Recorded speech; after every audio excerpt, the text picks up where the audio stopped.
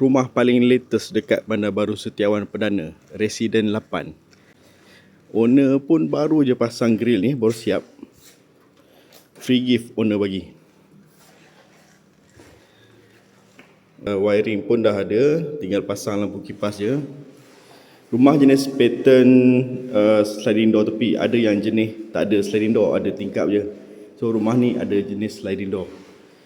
Bilik tidur utama belah depan macam biasa, sekali dengan bilik air. Bilik tidur yang kedua, ceiling dia tinggi lah. Belah sana ada tangki air, boleh buat loteng. Belah sini ada bilik air yang kedua. Sini ruang dapur, siap dengan tabletop. Belah belakang sekali ada bilik tidur yang ketiga, jenis ceiling tinggi juga. Dia harga memang harga jualan rugi punya, 200,000 sahaja. Minat Roger.